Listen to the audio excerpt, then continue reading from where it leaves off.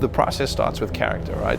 It starts with story and character, and that drives everything else, because all the detail and explosions and fidelity we add on top of that is nothing if you don't believe in those characters and the story they're telling you.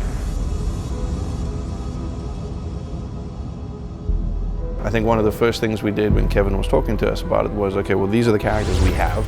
Who are the new people we want to introduce? The biggest of which was Atriox.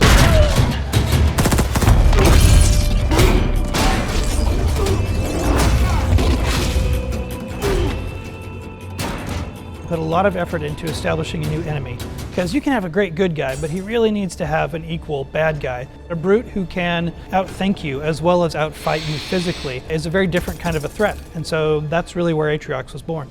He was often sent on suicide missions, and he always returned, and that made him dangerous to the Covenant.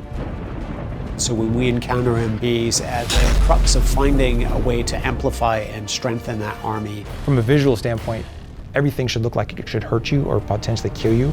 We wanted to layer that on top of some of that recognizable Covenant technology. So lots of ramming spikes, lots of layered armor, things that spoke to a brute's sensibilities and aesthetic choices. And then we've also given him little trophies, little very subtle elements that kind of speak to maybe what his past has been like, you know, things that could have just been from somebody that he's dispatched in the past and decided to just keep as a trophy and make it part of his collection.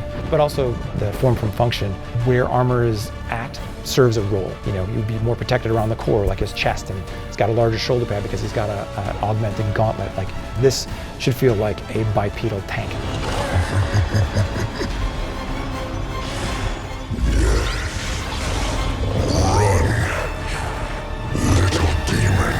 I wanted to have a reason for you to fear him, and the best way to do that is have Isabel tell you who he is and why we need to run.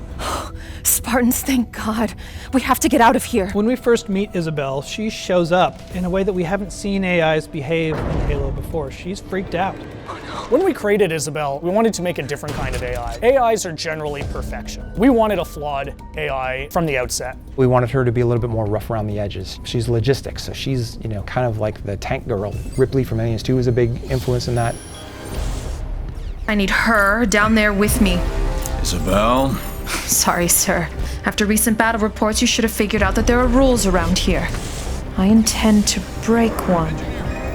We had a real task set out for us in finding not only the person who will be Isabel, but what that voice is. And I think we couldn't have had a better actress for the job. Sir, yes, sir.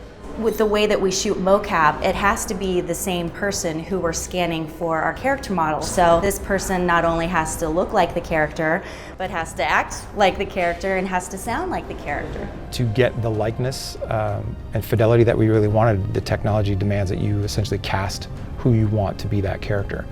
It's a creative choice, but it's also to showcase the best technology that's available out there. When it works so well, and you just get everything at once, and you really breathe life into that character. It's almost like directing a movie, right? At the end of the day, I mean, cinematics has always been somewhat like that, but now you've actually got us in the studio directing these actors. The process has just changed so much.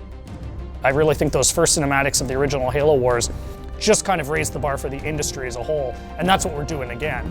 I think it's important not to miss, you know, the point that people love these characters that we're creating, and that requires us spending time and effort making sure that they're well-rounded and real. From the first word on the page, to the first design we draw, to the actors that breathe life into them, to the final lighting and animation parts that we do here. Every single piece needs to fall into place. There's a lot of people out there that expect a lot from this franchise. That to me is the most exciting thing, when you are putting a face to a brand new character. You're creating a new digital life, which is pretty awesome.